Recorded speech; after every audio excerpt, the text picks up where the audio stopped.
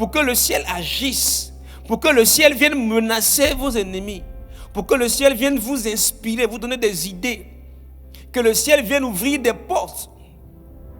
Il y a une clé essentielle et nécessaire pour que le ciel agisse en notre faveur. Le problème, c'est qu'on a tendance à chercher ce que Dieu veut nous donner. Et nous voulons que Dieu nous donne ce qu'il nous demande de chercher.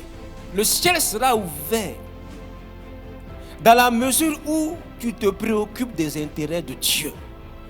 Chacun court après ses propres objectifs, sans recevoir ce que Dieu veut nous donner. Les gens ont accepté Jésus, mais ils continuent de vivre pour eux-mêmes. Voilà la raison pour laquelle la plupart des enfants de Dieu ne voient pas Dieu agir dans leur vie. Parce qu'après avoir donné sa vie à Jésus, chacun vit pour lui-même. Mais l'apôtre Paul nous révèle que si tu as accepté Jésus, ce qui doit faire battre ton cœur, c'est comment le règne de Dieu va descendre.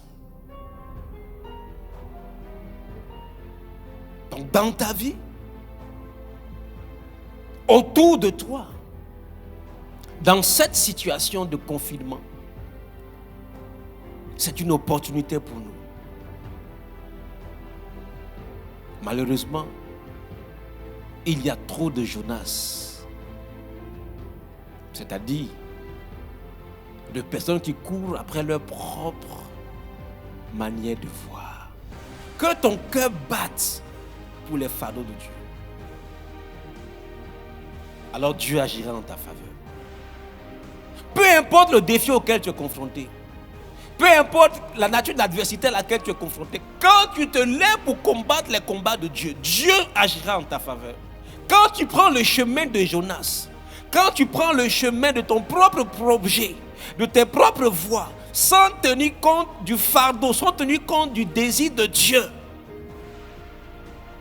alors que tu as la vie en Christ, il dit, de sorte que ceux qui vivent ne vivent plus pour eux-mêmes, ne vivent plus pour travailler, ne vivent plus pour manger, ne vivent plus pour voyager, ne vivent plus pour je ne sais quelle chose, mais vivent pour les intérêts, pour faire descendre le règne de Dieu, pour dire Seigneur, me voici, envoie-moi, utilise-moi comme bon te semble.